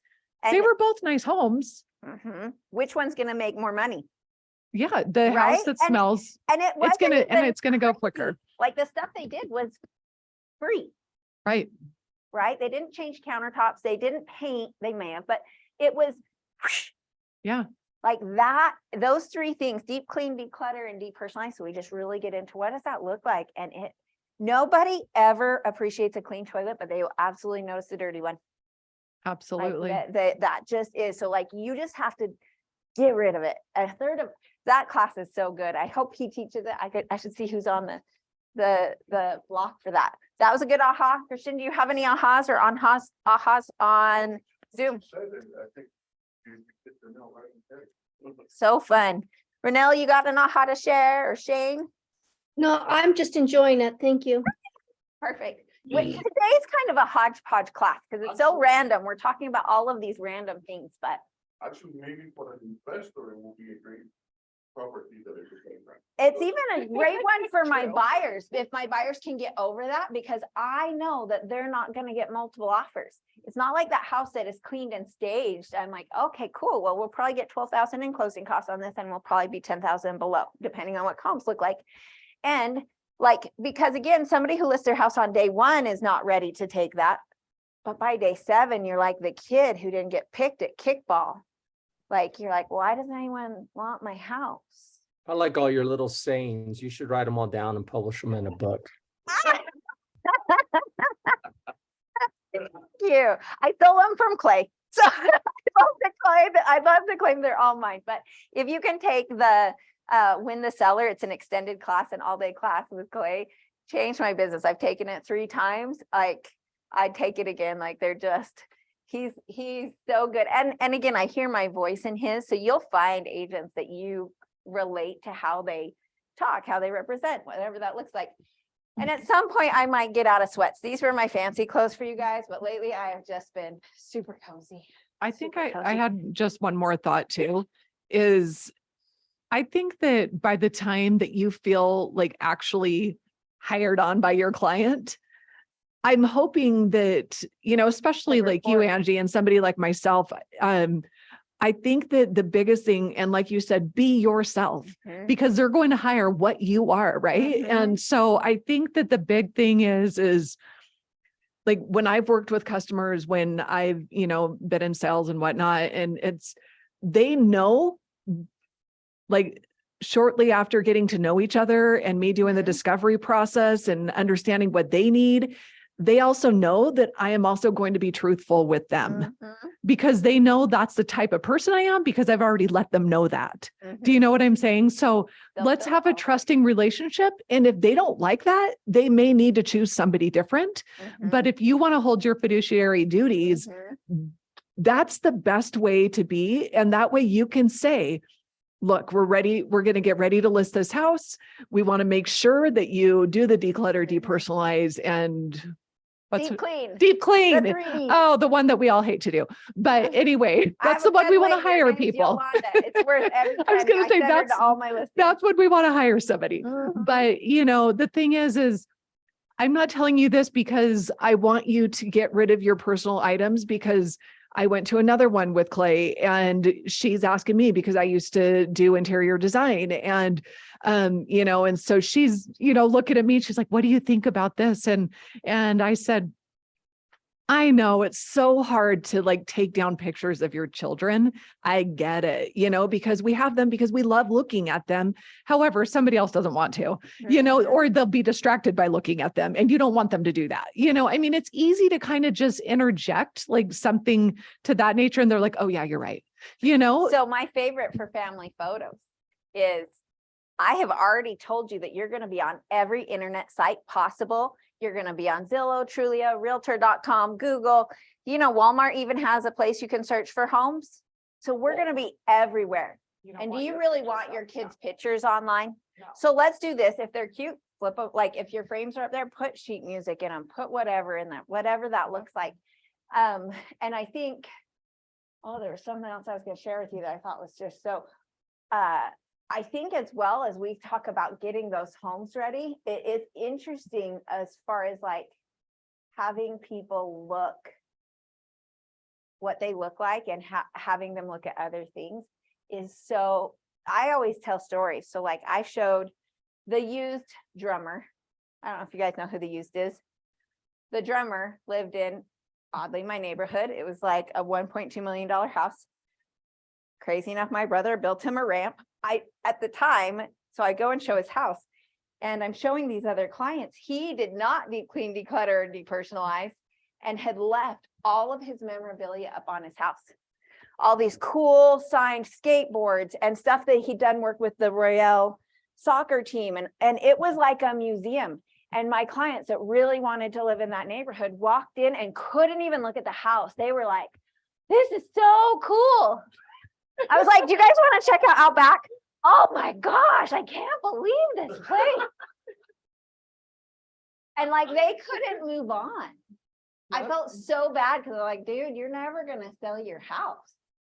Like, unless somebody wants to buy it because of who you are, which I don't know. It's so interesting to watch people. And like, so I'll share some stories like that where people are like, oh yeah. And there's a lot. There's a lot. It's so good. I guess that's just, I don't know that I even finished the point of just the whole point of they're going to trust you They to want give them you. the right information of how to get their house sold. And they're And- looking for you. That's why right? she looked at you like, well, what do you think? Like Yeah. she actually is trusting you with that. Yeah. And you know what? Actually, I'm glad you brought that around because the other thing that I realized is that we will do business with people who want to do business with us. And for a long time, I was worried that my clothes weren't fancy enough, or I wasn't fancy enough. I didn't have fancy enough shoes. But the reality is I actually work with a lot of millionaires And they love it. They love that I drive a Santa Fe. They love that we're both investors. They love it. Those, I like old men. I think they're so fun. But we found that they know that they're going to trust whatever I'm going to tell them, that I'm not BSing them. I'm like, I'm telling you because I care about you. I care about your best interest. That's what we're doing. We're finally on to the second one. We did start late, so let me see where I'm at. We're still doing great, you guys. And this one will go pretty fast because there's a lot of repeat, but I took out the slides so that we could kick through a bunch of it. Okay. Deadlines and contracts. Let's see. Let me think if I remember exactly what we need to cover here. At the end of the day, you guys are new. Maybe you're not new because we have some cool people online like Shane, but realize that there are people here who can help you. And I had a hard time when I started. I didn't ask for all the help I needed. And I just was like, okay, I got to learn how to work, right? Remember when I said I made a couple of mistakes? Like I really should have been open to ask more questions and say, hey, I need somebody to help me. You guys have some good mentor programs right now in the productivity community that you guys have. So, and I think they offer the TC help, which is good. So I was going through my checklist and it was on my first contract and it was the due diligence deadline. And I was like, I asked somebody in the Bay Area, I was like, does this mean that I'm supposed to send the due diligence checklist to them to sign today? They're like, oh, no, that you're actually supposed to sign with the buyer broker agreement, because inside the buyer broker agreement, it says that you are getting the due diligence checklist, you're getting the wire fraud. And so shame on me. No, we're supposed to have all of our repairs report negotiated by then. So just make sure that you are accessing all the tools that we have here and ask for help as far as once you're going under contract. So have somebody help you. So you guys probably just recently did, who did negotiate? Oh, we maybe switched. Jordan Kills and I switched time. So I think next Wednesday I jumped in line because he couldn't be here today. So I taught this class, but he'll teach a class. I think it's on Wednesday on negotiating the contract and a lot of the terms there. So I'm actually going to skip a chunk of this because he's going to go into detail about negotiating the terms and being able to negotiate things like repairs during the inspection. The good news is we actually have that these days. It's so nice compared to a year ago. Like so nice. It's amazing. And this piece I want to touch, this is probably one that's worth taking a picture of, is just interaction and more communication points with your during the transaction. So we've talked a lot about communication with your buyer or seller. I also, just so you guys know, on Fridays, I put together an email that sends out to them for my sellers. It just shows how many people have viewed their property, how many showings have we had, what's our feedback. They get it throughout the week, but I have one that is just sent every Friday, and then I call and touch them as well, have a quick conversation, which I need to do today because today's Friday. Important points of communication, communicating deadlines. So as well, I might send an email, but I may also call and text message depending on their form of communication that they like. Talking to everybody. So for me, when I started, I would have contract cover sheets that would have everybody in the transaction. It would have my title, the lender. Clay probably has something similar. Your transaction coordinators probably do. I'm weird and I like paper. I print them off so I can touch them. But I want to touch everybody in the transaction. Let's say I'm the listing agent.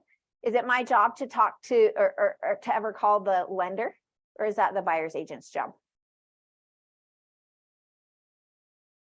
I think you definitely need to. It's so true, because a lot of times if there is a problem, the buyer's agent is not going to tell you. And it's your job because you're representing that seller and you got to get to close. And it's very, very, very likely, especially if there's a problem, that that buyer's agent is quiet and has gone dark. So I want to touch, I reach out to my title company once a week on the transaction to say, hey, is everything looking good? Is there anything you need from me? I reach out if I'm a buyer or a seller. I reach out to the lender. If I'm the buyer, I'm going to be reaching out, asking if we have all of our documents in and what do we need to get a clear to close? What's left? Are we going to make our deadlines? Are there any red flags? My money's going hard today. Are we good? Hopefully we do that maybe before that day, but, and then the lender, if I'm the listing agent, it's great to ask the buyer's agent, but when you can hear it directly from the lender as to what's going on, you'll get a totally different story. So same pieces. I try to reach out to them before I reach out to my sellers on Fridays to just say, hey, how's it going? What's our status? Do we have a clear to close? What's missing? Any red flag?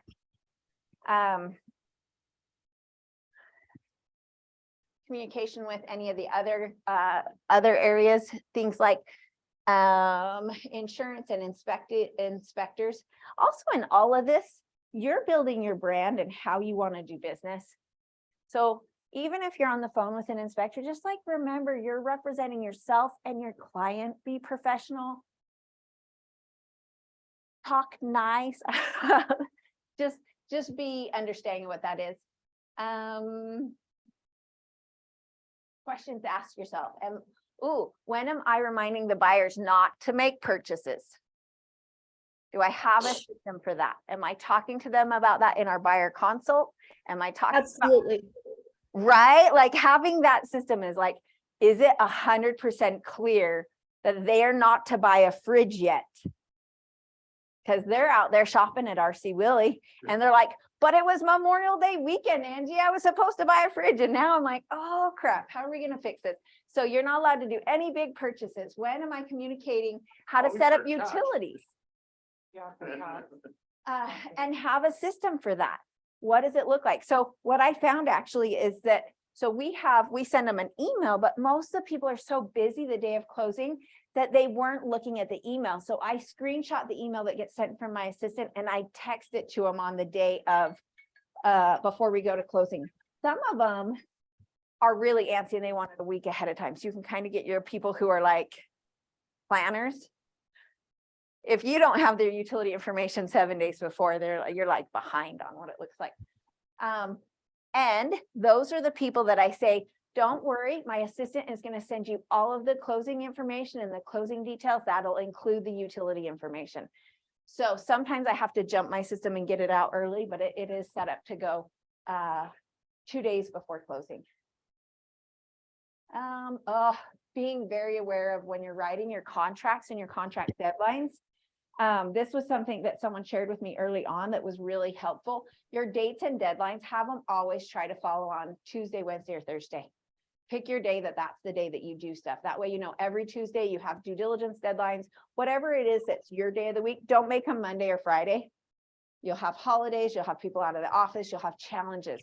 And if you write a 28-day contract and it's always like, well, we close on Wednesdays, that's what we do. That's easy for me. Due diligence is always on Wednesday, financing and appraisal. So I'll do 7 days, we write it, and I'll just put, I'll start on my dates on Wednesday. And it's like due diligence, finance and appraisal, and settlement. And I just put them on Wednesdays. So whatever day works good for you, I would recommend putting a system around it. And of course, you can be flexible if it needs to be, depending on your situation, but you'll get a system in place that you know that Wednesday afternoons you do closings. That's what happens. Well, you kind of want to have a little leeway before the weekend too, you know, because things don't always run smoothly that way, Yeah. right? So, And if you do a closing, let's say you schedule settlement on Friday, and you hope to God that everybody sends all their money in time because your buyer has set up the moving truck for 9 a.m. on Saturday morning, and it is 4:59 and you haven't recorded yet. Isn't it so much better to do it on a Wednesday? Maybe it'll fund and record on Thursday. If something happens and the wire gets stuck, they still get it by the weekend. So like, yes. Yeah.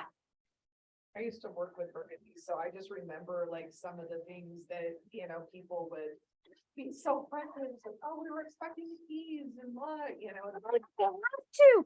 Can you please get the seller to let us in? And it's like, oh, I had one. And just so you guys know, Juab County and Sanpete County, this is for you, Renelle.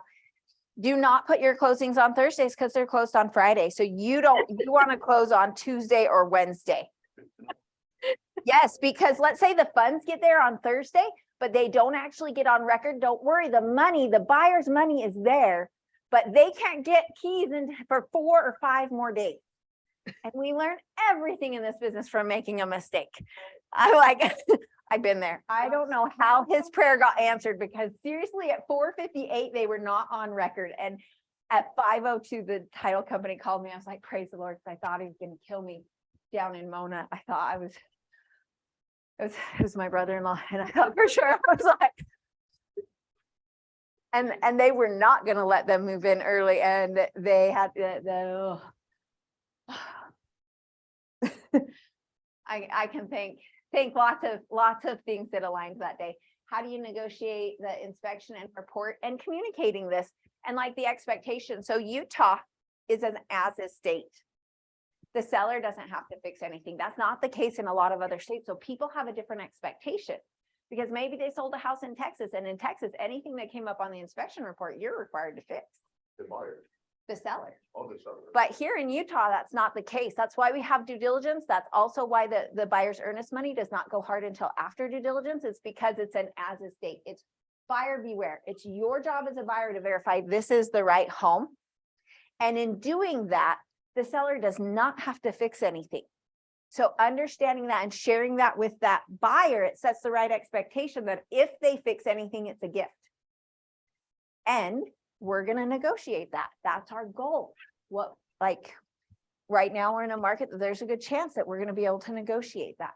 I tracked it before we went into COVID, and our average negotiation for repairs was $2,700 as long as we had a professional home inspection. That's the important piece, because it's going to be way easier for me. And this is a script I choose with the buyer. It's going to be way easier for me to negotiate repairs off of that home inspection compared to me going, my buyer's dad's cousin says it needs a new roof, or the home inspection says it needs a new roof. And I share that with them in a buyer consult so that they're ready. And a home inspection is going to be out of pocket. It's going to cost you between $500 and $1,000, depending on what type of inspections you're going to do. But realize this is your most important, biggest investment that you're making right now. And you want to make sure that you really know what you're getting into. They're not required to fix anything, but wouldn't you want to know you needed a new water heater, even if they don't fix it?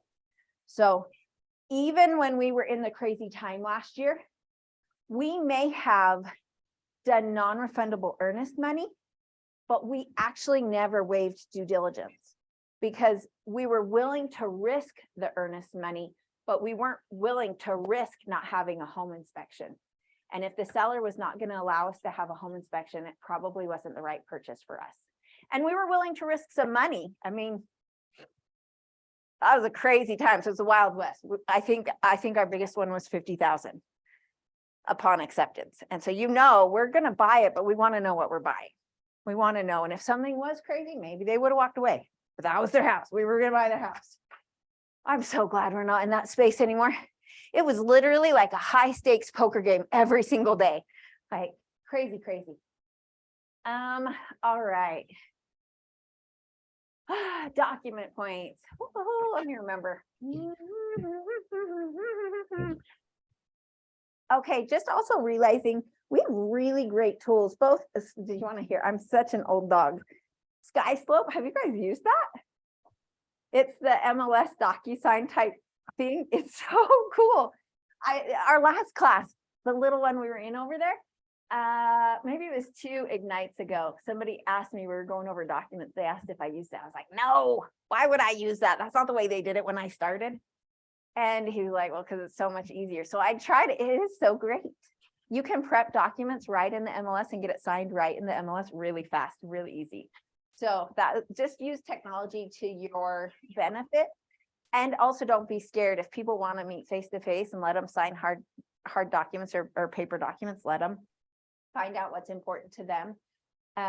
It is tricky when you have to meet with them face to face. I try to meet with them face to face and do my initial and then prep them for if we can do something online because of the timelines and the timeframes that we have. It's tricky. Or maybe they don't have email because they're super old or all the things. Like we worked through a lot of different things with them. Okay. This is a quick timeline. So say buyer, so this is what it sounds like for me in my buyer consult. All right, guys, do you kind of want to know what the timeline looks like? Let's just say we go out shopping for a house today and we love it. Let's do that so you can picture what this looks like. So we find a house today, we make an offer. When we make that offer, the first thing that is going to happen is once they accept it, your earnest money we're gonna need earnest money. Do you know what that is? No? Okay, it's kind of like a deposit. What it is it's an ante into the game. Typically, it's 1% of the purchase price, but we can probably get away with about $2,000 right now. But of course, the higher the earnest money, the more competitive your offer is gonna be. That is real money, okay? That's gonna be due 4 days after they accept our offer. And the best thing is if it comes out of your account and it's a check written to KW Westfield, that money's going to come to our brokerage account. It's my job to protect it. And it will be refundable depending on how we write this contract. I'm gonna run upstairs. I'll be right back down. Are you going till 12? Yes. We do one bigger day. I'll be right Yes, you're totally good. So we have that earnest money. It's going to be due 4 days after.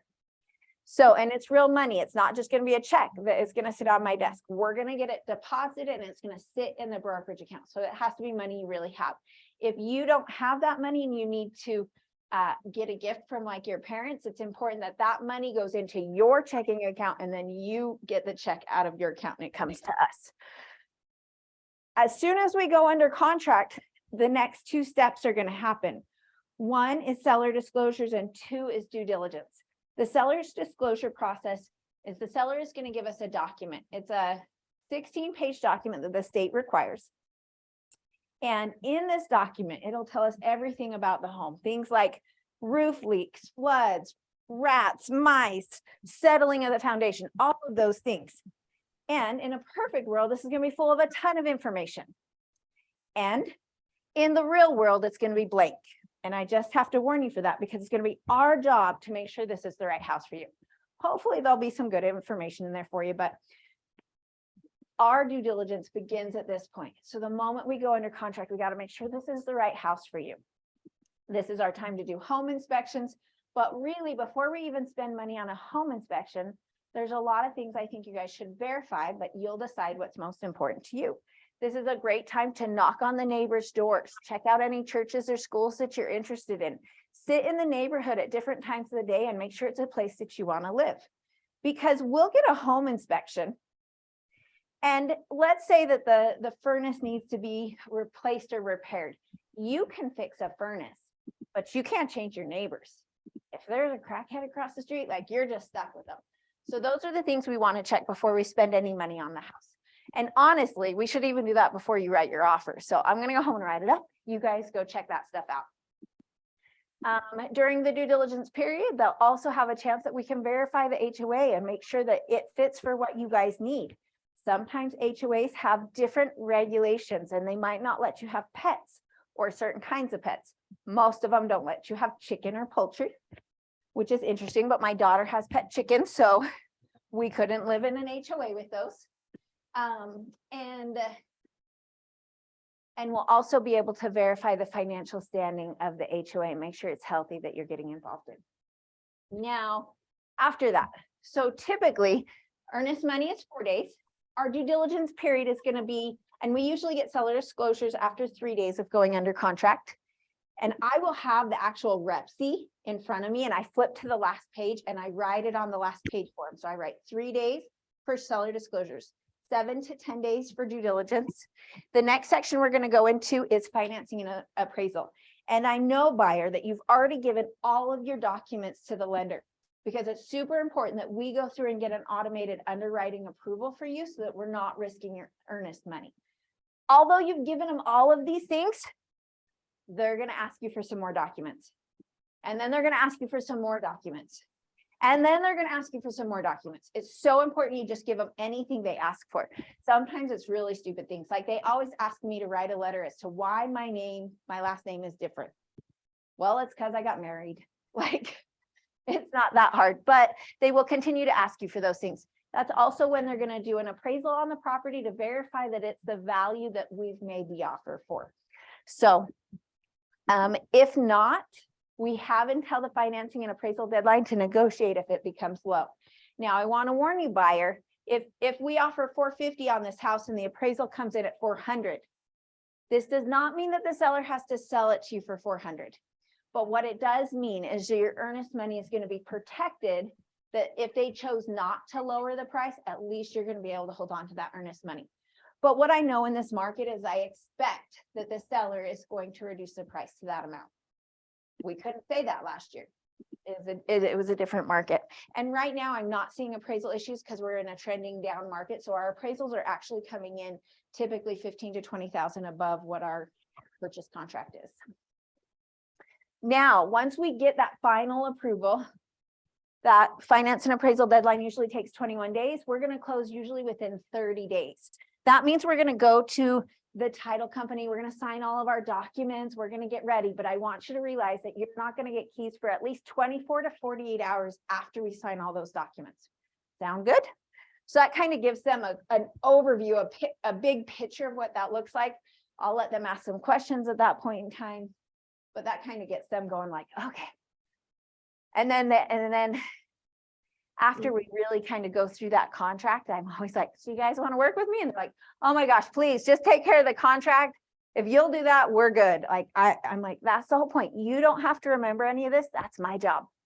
I'm here to protect you. All right, you guys, command and opportunities. Command is pretty sweet. It's getting better and better every day. People ask me what CRM I use. I use Command. And Google Docs or Google Sheets. But Command is where we house all of our database. That's what we use. I run Facebook ads through Command for my listings. I haven't had as much success with that because again, my business isn't, I don't convert well off of Facebook leads. That's just me. Somebody else probably is more effective with it. But we use, yeah, I like Command. It's a good product. Yeah. All of the people that you have in your listing in Command, let's say you decide to quit Keller Williams, those You go own with you, Mhm. they don't stay with Keller Williams, okay?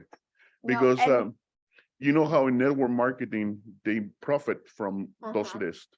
So I just want to make sure that my clients, they're not going to be getting And if you calls. join a team, you'll want to make sure whatever that agreement is clear with that team or Yeah. team owner. Uh-huh. That might not be the same if there's a team owner that has it, but as far as KW goes, you own your data. Okay, And a lot of times, because I am pretty old school and I love a spreadsheet, we export all of our contacts out into a spreadsheet Uh-huh. and then I work with them inside a spreadsheet a lot of times.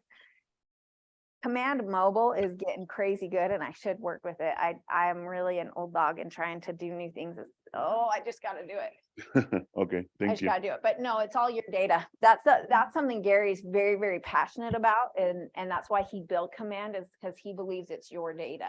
And we didn't want somebody else to own the data because then or own the software because then they have access to our data. Great. And in knowing that I've grown a team several times, where we've had lots of people on our team over the years, is that the reality is just because somebody has a name and phone number, it is going to be your relationship that matters. And so just making sure that you just stay in relationship and that you're the resource for people. Because at the end of the day, like people that have been on my team, we have certain agreements like that on either side. So people will work with the relationship that they feel good with one way or another. And a name, I've always felt that way though, like a name and a phone number is a name and phone number. Like I can't own you. It's not like I pee on you and now you're mine. Like it. And I really would rather other people not call my people. That's true too. But I better work on them myself. Oh, there's a comment, but I don't know how to get there. Let me see if I can. Can we get a copy of your slides? Yes, yes. They're not mine, they're KW's, but I'd be happy to share them. Yeah. Yes, I can get them for you. Ahas from this section. We're gonna kick these out really fast. Everybody give me one aha. I love the system. Like have a day that you do this, have a day that you do that. I love it. I love it. I love it. Good, good, good. Christian, any aha? I'm still learning. I'm still learning the command. So Yeah. still one- Command is a thing. Come to the 201 Club. And then my recommendation is the best way. So there's two ways you can get your contacts into Command. You can take them in a spreadsheet and import them, or you can hand enter them. I get that hand entering them sucks, But if you really want to use command, that is the best way for you to do it, is 5 a day. Hand put them in, call your people, like work with it. If you just dump them in command, I think you're less likely to use command. And if you're coming from having a large database, maybe like Shane, I think it gives you a great opportunity to touch the name and decide if they're worthy of going into your database. So you have a clean database and that you can have a higher rate of return from the people who are in there. I think it's smart. Realized that my phone contacts, they're not very reliable. They're old Mhm. phones, and so I've been doing it by hand, making sure that I'm going to Facebook. look at Check their the phone people, number, talk to people, like get that. I think it's a great opportunity for you to do that and to really make sure you're putting clean data in there, because if you just dump everybody in, and it's just because I watch and that we've moved deals, take the time to put them in manually, and then you'll use the product if you're using command. If you have another database system, I think Red Sign uses something else. So the challenge, I will say, command is awesome as a solo agent. It's got some funky with the teams. It gets better and better, but we've always been on command, like for me. And because I'm very frugal, like I want my money to go somewhere worthwhile. I want to know I'm not, and Brivity is cool. I sat in on their call. It's expensive. Yeah, for 2 people, it was $550 a month. I'm like, oh, It is cool though, it is cool. but I don't know command, so I don't know if. I don't know command enough either. It's doing stuff I'm not doing. I will just tell you, like, it's doing some cool stuff, and I just need to get in and do it. Don't deploy it. Keep using it, keep learning it, and because it's a work in progress, it changes every day, actually. So there's a couple of good YouTubers that put on daily videos of what's changed. So if you Google command in YouTube, you'll find some good ones that they're putting out 2-minute videos every day. And you're like, oh, cool, that changed. And they let me know. I know there's probably something with KW. I don't know. Ask Hunter. Ask Hunter. All right. We already talked about all those because that was in our last one. A little bit. Okay. Being proactive about avoiding risk and deals blowing up. Probably the best thing is to just stay in communication with everybody. So that whole like, you haven't heard from them, it's probably okay, is not real. You need to just talk to everyone. And honestly, it does just sound just like this. Hey, buyer's agent, it's Friday, just touching base with you. How are things looking? Hey, like working your way through and also mitigating risk. If you guys haven't bought or sold a property recently, it's so valuable. It's intense. It's like just acknowledging the fear that they have as they're going through. They're gonna, no matter how great the house is, they're gonna have some buyer's remorse. And it's your job to help them understand why they started it. What was their motivation? Why were they moving from that little house? What was happening for them? And so you can help them moving along. Even as a seller, and maybe you've been on the market 28 days and you don't have any offers yet, and they just go, well, forget it. I'm just going to keep it and rent it out. Right? Because they're emotionally stressed and hurt and they don't know what's happening. And it's our job to just be like, really? Because when we started this, you really didn't want to be a landlord. So what are we going to do? We're going to put a lease on the property for a year. Someone's going to move in. And then a year from now, we're still going to sell this property because you don't want to be a landlord and you're going to have to fix it again. Are you sure that's what you want to do? Well, I'm just going to wait till the market gets better. Well, how much better do you think it's going to get? And when is that going to be? I'm okay to support your goals, but when we first sat down, you told me how important it was that we sold this house. And you know, right now we're still getting showings. We're doing all this. We have a couple of choices. We can wait it out here, but if it were me and this was my property, I'd go ahead and get the price drop so we can really get into the market the way that we need it. Whatever that looks like, but help them come back to the whys. Like, that's why, like, how many beds, how many bathrooms, that's fine. But if you don't understand what's helping them make this hard transition, you can't help them get back there when it gets tough. Same thing, like, oh my gosh, the furnace is broken and they're not even gonna fix it. They're such scumbags. I can't believe they're doing business with it. They're horrible. I don't even want this house anymore. This is terrible.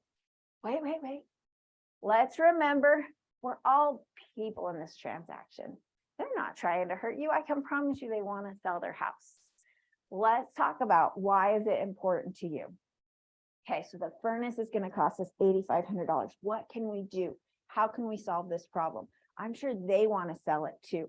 So the art of negotiation, any negotiation classes I've taken, like I took a couple that were just fantastic. They really talk about, this is how I believed negotiations was face to face, like battling each other.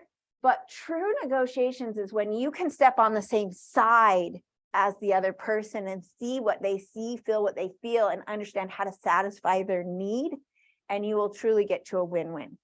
So being open-hearted to what that looks like, and try to exhaust all things before you just let the deal die. And sometimes it's just not meant to be. So we have a saying on our team, save the client, not the deal. Don't force your way through it so much because you're so worried about losing that deal, you will lose that client. So you may have lost $12,000 on that commission, but when we are buying and selling with people, it's not unusual. We work with them 4 or 5 times. So if you can save the client, that's a $60,000 save instead of like, I had to have that $12,000. That's our other saying is do the right thing because it always pays well. If you just do what's right for them, somehow money will pour into your account. All right, always act in your client's best interest, even if it conflicts with your own. We just had this conversation. We're right on point, you guys. Referrals and reviews. This hits it again. Same thing. We talked about reviews in the last set of slides or the last class, but referrals, what's interesting about referrals is we all feel like we have to wait till the end of the transaction. Like, I want to wait until they have a good experience to talk to them about them sending their friends and family. The challenge is that when they're looking at houses, they're talking to their friends and family about looking at houses. When they're negotiating their repairs, they're talking to their friends and family about negotiating repairs. That's actually when they're going to have conversations about real estate with people they know. After they're closed, it's done. You actually are going to they'll have way less conversations about what they're going through. When they're in the height of it, they're deep in conversations with people at work. They're deep in conversations. So it's important to have yourself a system set up as well to just ask throughout. And everybody's a little different on what that looks like. We're a softer ask in what it is. And so something good happens, right? We get 10,000 in repairs negotiated and they're like, this is awesome. You're the best. I'm like, oh my gosh, thank you so much. I have loved earning your business. It would mean so much if you know anybody else that's looking to buy or sell, or you know anyone who just needs advice. Would you let me know? Like, that's all it is. Of course I would. Okay, great. So make sure you set that up. There's probably other people who are going to give you even better systems for that. Now, one thing, then next time we're together, right? We do the repairs and then we walk through to make sure the repairs got done, and I'm with them and they're like, oh my gosh, my boss just said that they're looking to buy a house right now. Oh my gosh, that's so cool. I'm so excited. Hey, will you do me a favor? Would you mind putting us on a group chat and just introducing me to them? Would that work for you? That is like such an easy handoff. And that's actually how I give all my referrals to any of my people, like even carpet cleaners or cleaners, or it's somebody who's helping, who I'm saying, hey, these guys are good. I always stick them on a group text message, and it's so much easier for me. And I get a chance to be like, hey, meet Yolanda. She's so awesome. She'll take care of you. So easy. I can step out. I'll let you two take it from here. So you practice doing it so you know what it looks and sounds like, so that it's easy for you to ask other people to do it that way too. All right. Any questions on this little section? You good? Okay. Post-close follow-up. Okay. So this is kind of funny. Our clients go into like, what's that word? They miss us. I can't think of the word I wanted to use. They miss us. We just went from showing 12 houses every day, talking at 10 o'clock at night, talking about everything, doing all the stuff together, and then we close and you disappear. And we're like, oh my gosh, Angie's gone. We were having so much fun together. So it's important to have some sort of system, whether you put them on the calendar, you put a task in command, you put whatever it is that you are touching base with them 7 days and 30 days and get them into a routine. So that, and I usually will send something 7 days later that's like, oh my gosh, you guys, I miss you so much. And I'll just send a meme that's like, and they're like, I know, I can't believe it. We haven't talked to you in 7 whole days. So send some stuff through there like that. And for me, one of the things that my assistant does for me, but you could easily do for yourself, is when we close a property, I set a calendar invite right then. That's a recurring calendar invite for their anniversary that just goes on my Google Calendar.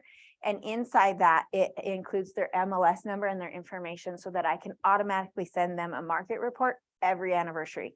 That's been one of the most effective tools that I've had in my business that generates listings. When I ask them why they call me to sell, they're like, well, you sent me that report and I had $70,000 of equity. So I thought we should do something with it. Okay. Like, so it is a great way to just stay in real estate relationship with them. Of course, we're going to invite them to events and other things like that.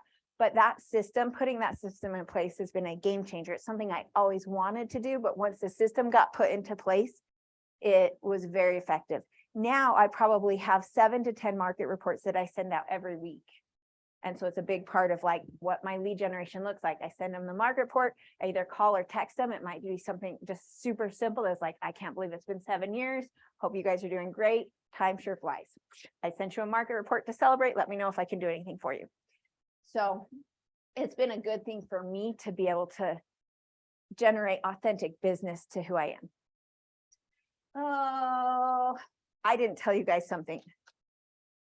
When we were talking about timelines, there is a funky time that happens with your client on both the buy and the sell side.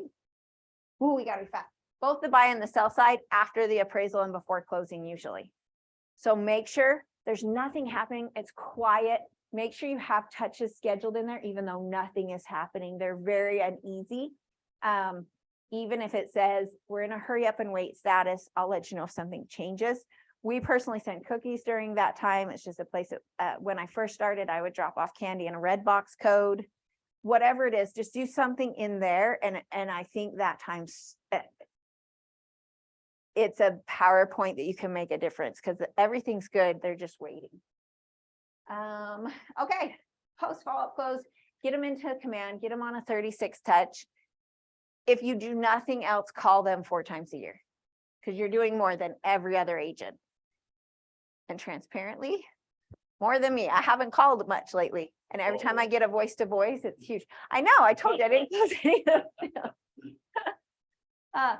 But the voice to voice, super, super powerful every single time. Call 4 times a year. If you do nothing else, just put them on a task for that. It gets overwhelming when you hear 36. Well, how am I going to find an email? What do I send? All this stuff. Don't overcomplicate it. You know, one of the things that I do that, again, it's not automated. Sorry, you guys. After they close, I also set up a hot sheet for their address, a listing alert for that neighborhood, the mile around, to come to me. So if their neighbor lists, then I just text it to them. Hey, this is in your neighborhood. Just thought I'd let you know. Isn't this kitchen cute? Whatever. Because they already know. And I told them I stay in a real estate relationship with them.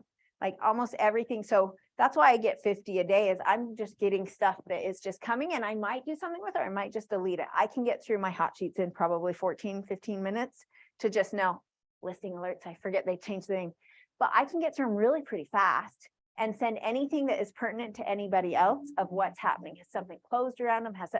If it's closed, I have to screenshot it and text it because you can't access it as a non-member, but they love that.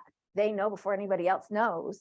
And so when somebody's sign goes up and I haven't sent it, they're like, hey, how much is this neighbor's house? I'm the first person they're calling. I'm the last agent that's been in their phone.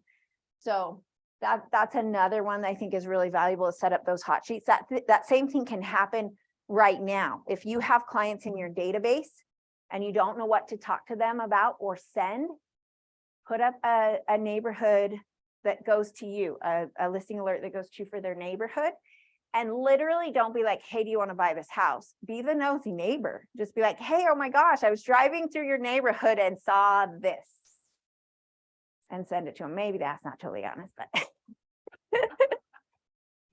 So, but those are the things they're like, hey, I saw this, come on, I can't believe it's around the corner from you, whatever it is, because you're sending them touches that are not, who do you know that's looking to buy, sell, or invest? You get in real estate relationship with them. I'm not great at outside relationships. Like I'm probably not the best agent that can tell you what the kids' names are, how old they are, what they're doing, but they talk to me about real estate. When they have real estate questions, that they're coming and talking to me about them. And that's what I want. They need a carpet cleaner, they're coming, whatever. All right, ahas, we're finishing up, guys. I think we're to the end of the class, and if not, we are. Thank you. All right, so a couple of things. So biggest ahas from this little section, let's hit those. And actually, let me check if, we are to the end of the class. This slide, I love. It got added to the way that they've done this system, and I don't think we engage with it enough. How was your thinking changed today? What ideas or mindset were new? How do you feel differently? What was most meaningful for you today? How will you behave differently going forward, and what action will you take? What tools, models, or systems will you use, and how will they help you be accountable? This is way better than ahas. Let's do this really quick. Take 2 minutes, think about these questions, write something down for yourself that is meaningful and that you'd be willing to share with the class. And you better hurry because I'm down to 1 minute. I lied, you get 60 seconds. Wow, I catch up real quick. I can answer while people are writing down so that we don't go over the minute. Perfect. Okay, so I still think the best thing for me is the systems, and that I can start to put them in place, especially since I'm new. I can start making that a part of my learning, is what days are going to work best for me for what. Thank you. Awesome. Thank you.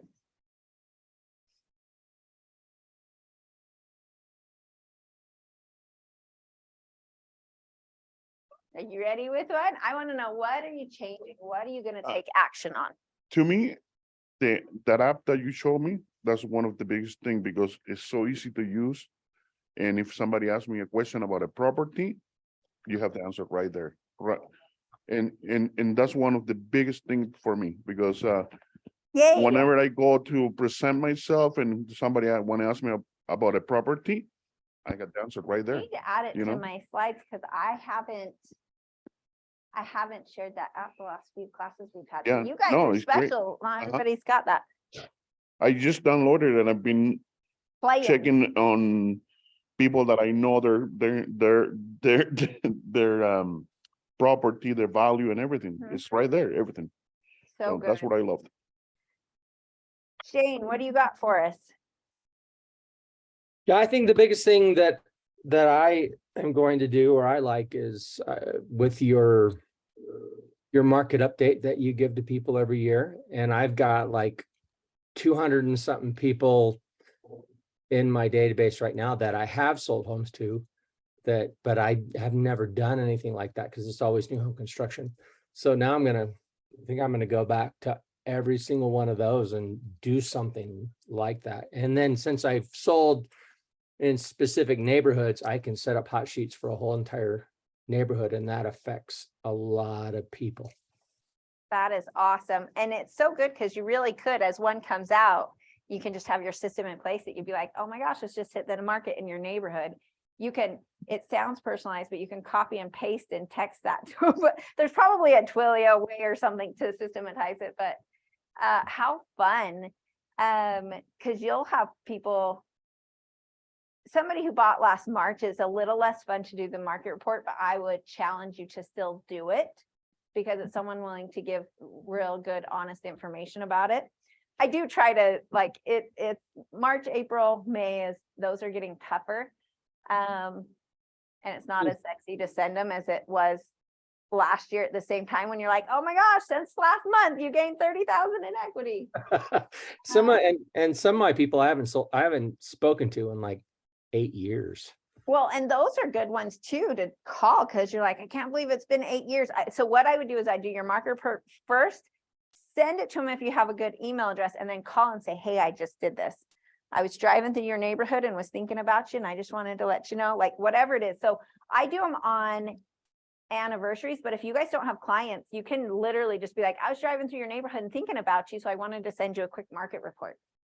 So, and it doesn't, they don't have to ask for it. You don't have to wait. Like, I actually live in a lot of their neighborhoods, so. that's so cool. Well, we're so glad that you're at our brokerage. It's so fun. I'm excited you're here. I think I'm you're gonna add a lot of excited. value for us. Yeah, I enjoy it. That's awesome. And do we have anybody else that's hanging out on Zoom that I haven't been able to see? I'm not that tech savvy. Cool. Well, thanks you guys. I really appreciate you. Is there, I know I'm over time. If there is anything, I actually I should have asked you is if the gift you can give me is feedback and improvement. So if the time was valuable for you, can you please think of one thing that maybe I could have done to make the class more effective for you? You were awesome. I do love team. Yes, thank So fun. you. Thank you so much. Well, we'll call it a day. If you do think of something, please let me know. And remember to mark your day 90s. It'll be important. Done and done. Awesome. I love it. All right. Well, I am going to sign out too. I'm going to go show some houses. I'm going to go sell some houses. Yeah, that's what's going to happen. Out there. So fun. She just sent me a message yesterday and we've been like talking, and I'm a very like not pushy person. I'm like, I'm happy to help and share, but I don't have that much of those. He, brother-in-law is an agent. And I'm like, that's great. We have a relationship. I totally get it. She came to my market update on Zoom and she texted me in the middle of it and said, I just texted my brother-in-law and told him that I'm hiring you. I was like, Nice. That's awesome. we made it. That's what communications get. But I don't know how to stop this. I'm just gonna leave it until then for taking money. There you go. Thank you, Rich. You're amazing. I don't know what we'd do without you. He's phenomenal. That was great. Thank you so much. You are welcome. Good luck. I'm excited for you. I'm excited for Clay because he deserves a good person. Oh, thanks. Yeah. I love that. Yeah. Dude. You know, I watched him grow up. Uh-huh. I mean, him and Johnny were both. So it's been really